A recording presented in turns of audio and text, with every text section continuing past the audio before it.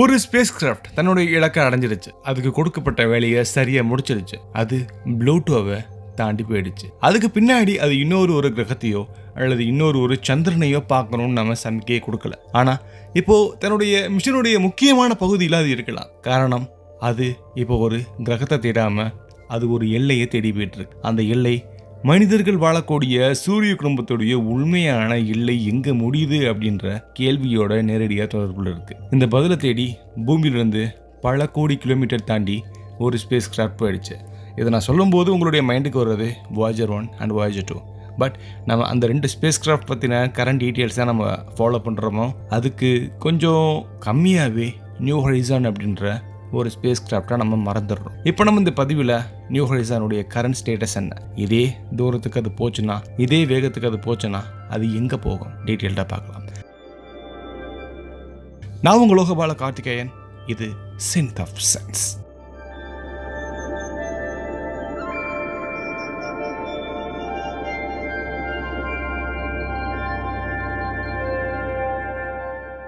New horizon இப்போ இருக்கக்கூடிய பகுதியை நம்ம புரிஞ்சுக்கிறதுக்கு முன்னாடி ஃபர்ஸ்ட்டு நம்ம கைப்பர் பெல்ட் அப்படின்ற ஒரு பகுதியை கண்டிப்பாக நம்ம புரிஞ்சுக்கணும். பல ஆண்டுகளாக சூரிய குடும்பத்தை பற்றின புத்தகங்களில் நெப்டியூன் தான் கடைசி பெரிய கிரகம் அப்படின்னு சொல்லப்பட்டு வந்துச்சு. ஆனால் நெப்டியூனுக்கு தாண்டி ஒன்றுமே இல்லை அப்படிங்கிற ஒரு எண்ணம் இருந்துச்சு. அங்கே எக்கச்சக்கமான பனிப்பொருட்கள் இருக்கு, சின்ன சின்ன பாறைகள் இருக்கு.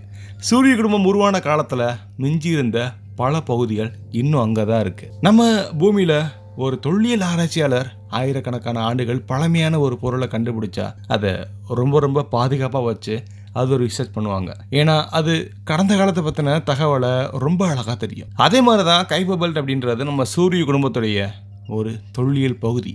இங்கே இருக்கக்கூடிய பல பொருட்கள் கிட்டத்தட்ட 4.5 பில்லியன் ஆண்டுகளுக்கு முன்னாடி சூரிய குடும்பம் உருவான காலத்தில் இருந்து மாறாமல் பல விஷயங்களை வச்சிருக்கு. அதனால ப்ளூட்டோவை விட நம்ம கைப்பர் பெல்ட் ரொம்ப முக்கியமான ஒன்றா மாறிடுச்சு. ப்ளூட்டோக்கு வெற்றிகரமாக இந்த நியூ ஹொரைசான் அதோடைய டேட்டாவை எடுத்துருச்சு. அது முடித்த உடனே நியூ ஹொரைசான் இந்த மிஷன் இன்னொரு கேள்வியை கொடுத்தாங்க. இப்போ எப்படியோ ஸ்பேஸ் கிராஃப்ட் பல பில்லியன் கிலோமீட்டர் சும்மா தான் போகுது. ஸோ அதை நம்ம வெறுமனே நம்ம பயணிக்க வைக்காம இன்னொரு டார்கெட்டை கொடுத்தோம்னா ரொம்ப நல்லா இருக்கும். இந்த கேள்விக்கான பதில் அரகோத் அப்படின்ற ஒரு விண்வெளி பொருள். ஃபர்ஸ்ட் இது 2014 MU69 அப்படின்னு பேரோட தான் இருந்துச்சு. இந்த ஆப்ஜெக்ட் ப்ளூட்டோக்கு ரொம்ப தாண்டி ஒரு சின்ன கைப்பர் பெல்ட் ஆப்ஜெக்டாக இருக்கு. இது நியூ ஹொரைசான் அதை 2019 ஜனவரி 1 அதோடைய டார்கெட்டாக அச்சீவ் பண்ணிடுச்சு. இந்த என்கவுண்டர் ரொம்ப முக்கியமானது. காரணம், அரகோத் அப்படின்றது ஒரு நார்மல் ஆப்ஜெக்ட் இல்லாமல் இது ரொம்ப பழமையான ஒரு ஆப்ஜெக்டாக இருக்குது. அது சூரிய குடும்பம் உருவான ஆரம்ப காலத்திலிருந்து ரொம்ப கம்மியாக மாற்றம் அடைஞ்ச ஒரு பிரிமோடியல் ஆப்ஜெக்ட். நியூ ஹொரைசான் அனுப்பின படங்கள் விஞ்ஞானிகளுக்கு ஒரு மிகப்பெரிய ஆச்சரியத்தை ஏற்படுத்துச்சு. அரகோத் 2 பகுதிகளாக மெதுவாக இணைஞ்சு அது நம்மளுடைய சூரியனை வளம் வந்துட்டு இருந்துச்சு. இது பார்க்கறதுக்கு ஒரு வயலண்டான கொல்யூஷன் மாதிரி இல்லாமல் இது சூரிய குடும்பம் உருவான காலத்தில் சின்ன பொருட்கள் மெதுவாக ஒன்றுக்கு ஒன்று இணையக்கூடிய அந்த தருணத்தை நமக்கு நினைவுல கொடுக்குது.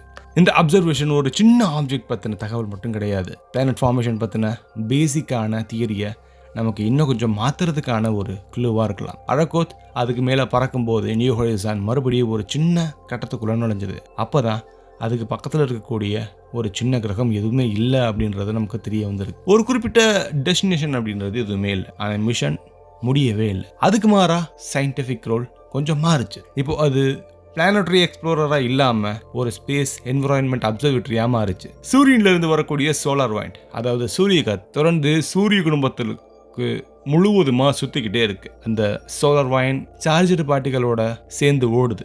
இந்த ஓட்டம் எவ்வளோ தூரம் இருக்கும், எங்கே இதோடைய ஸ்ட்ரென்த் பலவீனமாகுது, இன்டர்ஸ்டெல்லர் மீடியமோட இது எப்படி கம்யூனிகேட் பண்ணிட்டு இருக்கு. இந்த கேள்விக்கான தகவல்கள் நியூ ஹொரைசான் சேகரித்த பல டேட்டாஸ் நமக்கு கொஞ்சம் டிஃப்ரெண்ட்டாக வெளிப்படுத்துச்சு. இதில் தான் மிஷன் இப்போ முக்கியமான ஒரு இடத்துல இருக்கு. வாயேஜர் ஸ்பேஸ் கிராஃப்ட் ஒரு குறிப்பிட்ட திசையில் பயணிக்குது.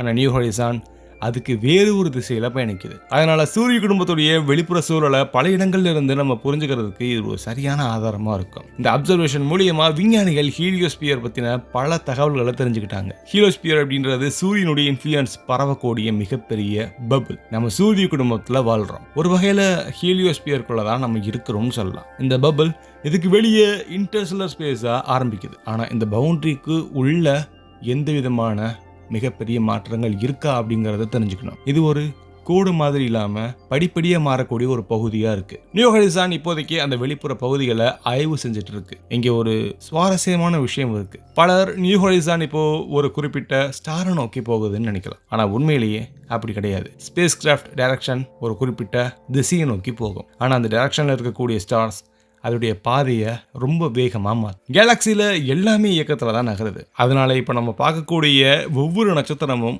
சில ஆண்டுகளில் அது ரொம்ப மிகப்பெரிய மாற்றத்துக்குள்ளா இருக்கலாம். அதே நேரத்தில் ஒரு அளவீடு நமக்கு ஒரு புரிதலை கொடுக்கும். நமக்கு பக்கத்தில் இருக்கக்கூடிய ஸ்டார் சிஸ்டமான ப்ராக்சிமா சென்டாரி சுமார் 4.24 ஒளியாண்டுகள் தொலைவில் இருக்கு. நியூ ஹொரைசான் அந்த இடத்துக்கு போகணும்னா ரொம்ப வருடங்கள் ஆகும். பட் நம்ம அந்த டைரக்ஷனில் இதை அனுப்பலை. பட் தியரட்டிக்கலாக நம்ம நேராக அதை நோக்கி போச்சோன்னா அது அடையிறதுக்கு சுமார் 75,000 ஆண்டுகளுக்கு மேலே ஆகலாம். பழங்கால எகிப்தியர்கள் மிக பிரம்மாண்டமான பிரமிட்ஸை கட்ட பல மேக்ஸை ஃபாலோ பண்ணியிருக்கலாம். இப்போ அப்ராக்சிமேட்டா எகிப்தில் கட்டின அந்த பிரமிட் கிட்டத்தட்ட 4,500 ஆண்டுகள் பழமையானதாக இருக்கலாம். ஸோ இவ்வளோ காலம் அப்படின்னா நம்ம ப்ராக்சிமா சென்டாரி வீக்கு போகிறதுக்கு இந்த வருடத்தோட 15 மடங்கு அதிகமான காலம் எடுத்துக்கிறோம்.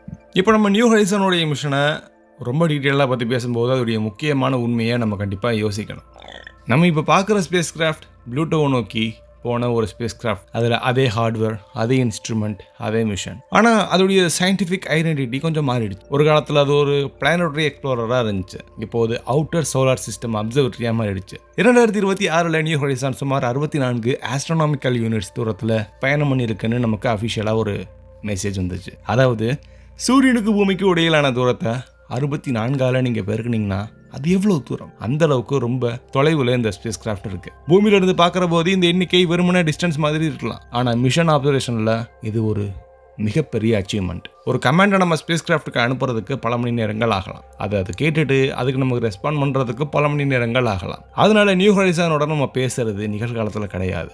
அது கடந்த காலத்துடைய ஒரு மூச்சாக தான் இருக்கு. நம்ம இப்போ பார்க்குற டெலிமெட்ரி பல மணி நேரங்களுக்கு முன்னாடி ஸ்பேஸ் கிராஃப்ட் நடந்த ஒரு நிகழ்வோட ஒரு பகுதி. இதுதான் டீப் ஸ்பேஸ் எக்ஸ்ப்ளோரேஷனுடைய ஒரு யூனிக்கான ஃபேக்ட். இப்போ நம்ம ஸ்பேஸ் கிராஃப்டோடைய பவர் சிஸ்டம் இன்னும் அழகாக தான் இருக்கு. அதுக்கு ஆர்டிஜி தொடர்ந்து எலக்ட்ரிசிட்டியை கொடுத்துக்கிட்டே இருக்கு. பட் ஒவ்வொரு ஆண்டும் அதோடைய பவர் கொஞ்சம் கொஞ்சமாக குறைஞ்சிக்கிட்டே இருக்கும். இது இன்ஜினியர்ஸ்க்கு ஒரு மிகப்பெரிய சேலஞ்சை உருவாக்கி இருக்கு. எந்த இன்ஸ்ட்ருமெண்ட்ஸ் தொடர்ந்து இயங்கணும், எந்த அப்சர்வேஷன் நம்ம ப்ரியாரிட்டி கொடுக்கணும், எந்த சிஸ்டம் பவர் சேவ் மோடில் இருக்கணும், இந்த மாதிரியான பல முடிவுகள் மிஷன் பிளானிங்கில் ஒரு முக்கிய பகுதியாக மாறி இருக்கு. இந்த நிலைமையில கூட நியூ ஹொரைசான் இன்னும் சயின்ஸ் அதோடைய பார்வை மாறாமல் இருக்கு. ஒரு பிளானட்டுக்கு பக்கத்தில் இல்லாமலும் ஒரு சந்திரனுக்கு பக்கத்தில் இல்லாமலும் அது ஒரு டார்கெட் இல்லாத ஒரு டார்கெட்டை நோக்கி தொடர்ந்து போய்கிட்டே இருக்கு. அந்த சூரிய குடும்பத்தில் நம்ம என்னதான் இருக்கு அப்படிங்கிற ஒரு கேள்விக்கான பதிலை கொடுக்கறதுக்கு நியூ ஹொரைசான் தொடர்ந்து போராடிக்கிட்டே இருக்கு. நீங்கள் Voyager 1 and Voyager 2 space craft பற்றின